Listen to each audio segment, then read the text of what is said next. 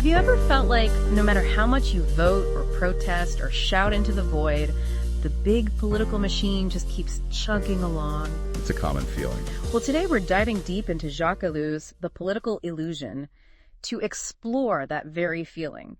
He calls it, quite aptly, the political illusion, this feeling that we've got more control than we actually do. And get this, Ellul argues that to truly engage with politics, we actually need to depoliticize our thinking. It's a provocative idea, to say the least. Sounds counterintuitive, right? Let's unpack this together with our expert. What's so fascinating about Ellul is that he doesn't just critique politicians or policies. He goes for the jugular, the entire system itself.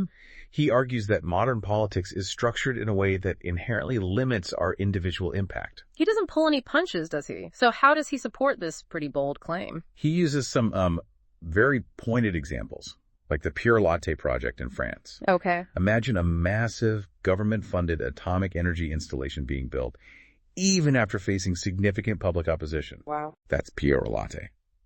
The project gained so much momentum across different governments and political climates that it felt unstoppable, like a runaway train. Okay, so it's like those times you're arguing against something, maybe a new local development project, and you hit this wall of, well, it's already in motion, there's nothing we can do.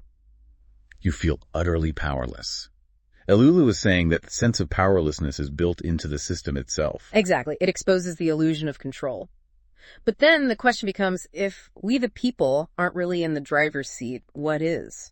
Right, because something has to be driving this political machine. Ellul argues it's a potent cocktail of the necessary and the ephemeral. Okay. Let me explain. The necessary refers to those massive, often invisible systems that dictate political reality. Think technological advancement, global economic forces, even the sheer scale and complexity of modern governance. These forces create a sort of political gravity that's incredibly difficult to escape. It's like we're all playing a game where the rules were written centuries ago, and we can barely even understand the rule book, let alone change it. Precisely. But here's where the ephemeral comes in. On top of these slow-moving, powerful forces, we're bombarded with a constant stream of information. News cycles, social media outrage, constantly shifting public opinion. It's exhausting. Issues flare up and disappear just as quickly, replaced by the next headline-grabbing event. And it's so easy to get swept up in that current, right. It's exhausting. One minute we're signing petitions about a famine on the other side of the globe, and the next we're debating a celebrity scandal. Ellul is saying this constant churn of information overload, it further distracts us from the deeper, more systemic issues. Absolutely. And it's the combination of these two forces, the necessary constraints we can barely see or influence, and the ephemeral distractions that consume our attention, that makes meaningful political engagement feel almost impossible. So what are we left with? We feel powerless against the necessary, constantly distracted by the ephemeral. It's starting to feel a little hopeless, honestly. It's a bleak picture, for sure. And it gets even more complicated when we consider Ellul's argument that politics itself has become autonomous. Imagine a force operating independently of our values, our ethics, even our morals. That's what he's saying about the political sphere. So it's like, even with the best intentions, the minute you step onto that political playing field, the rules of the game force you to compromise, to make deals with the devil, even if it means sacrificing some of those deeply held values. That's the danger Ellul highlights. He uses the example of leaders who, even when championing humanistic values, get caught in the political machinery, making decisions based on pragmatism, social pressure, or the need to maintain the system that granted them power in the first place. We've all seen that happen, right? Politicians on both sides of the aisle, starting with good intentions, eventually getting sucked into the political game. It's enough to make anyone cynical. And cynicism is precisely what feeds the political illusion. It leads to apathy, to disengagement, and ultimately strengthens the very systems we might want to challenge. This is where Ellul's argument takes an interesting turn. He offers a way out, a path toward genuine political action. So we're facing this massive political machine, fueled by forces beyond our control, bombarded with information that may or may not be true, and Ellul's answer is to depoliticize. It seems counterintuitive. That feels counterintuitive, to say the least. It does, doesn't it? But remember, he's not advocating for apathy or checking out completely. He's actually proposing a more engaged but less traditional form of political action. It starts by shifting our perspective, understanding the limitations of this system without becoming cynical or disillusioned. Okay, so less about trying to steer the Titanic and more about finding a lifeboat. But how do we do that without completely disengaging? Ellul uses this fascinating analogy of poetry. He argues that true creative freedom in poetry doesn't come from ignoring the rules of rhyme and meter. It comes from understanding those constraints deeply and then working within them to create something powerful and new. So it's not about pretending the political system doesn't exist or that it's not incredibly powerful. It's about recognizing those limitations, those rules of the game, and then finding creative, maybe even subversive ways to work within them. You've got it.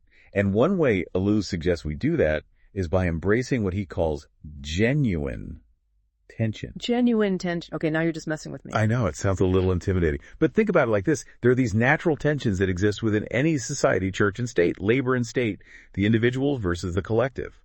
Ellul argues that these tensions, when approached constructively, are actually healthy for democracy.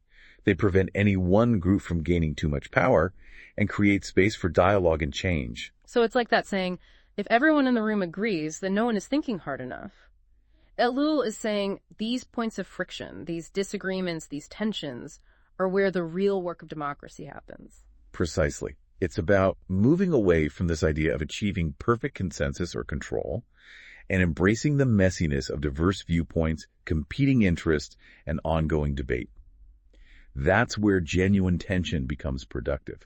It pushes us to think critically, to engage with different perspectives, and to constantly reassess our own assumptions. And how does that translate into concrete action? If we're not focusing on traditional political channels, where does this depoliticized yet engaged citizen actually focus their energy? This is where Ellul might ruffle some feathers. Okay. He's quite skeptical of large organized groups, even those with seemingly democratic aims like labor unions. So even if you join a group fighting for a cause you believe in, you risk becoming another cog in the machine.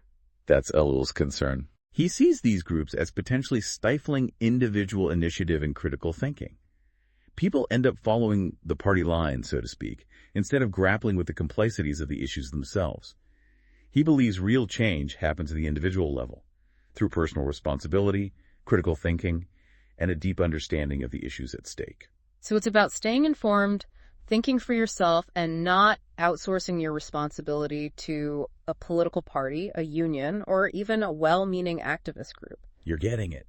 It's about recognizing that you, as an individual, have the power to shape the world around you through your choices, your actions, and the way you engage with your community. It's about living your values in every aspect of your life, not just in the voting booth. Exactly. And that includes being a critical consumer of information. We're constantly bombarded with narratives, often designed to manipulate or mislead. Ellul reminds us that we need to be discerning, to question the information we're given, and to seek out diverse perspectives. So no more blindly trusting that headline or that social media post. We've got to dig deeper, do our own research, and be willing to challenge our own preconceived notions. That's the heart of it. It's about cultivating that sense of intellectual independence, that willingness to question, to explore, and to be okay with not having all the answers. It's a tall order, but it also feels empowering in a way. We're not just cogs in the machine, passively accepting whatever information is thrown at us. We have agency. We have a voice. We have a responsibility to engage thoughtfully and critically with the world around us. But how do we put that into practice? So we've been unpacking this idea of depoliticization as a path to genuine political engagement, which, let's be honest, sounds a little paradoxical. We're not talking about apathy or disengagement, but a more mindful, intentional approach to how we interact with the political sphere. It's about recognizing that the traditional avenues of political participation, like voting or joining political parties, while important, might not be sufficient in a system where power is so diffuse and complex. It's like we're playing a game where the rulebook keeps changing, and we're not even sure who's holding the dice.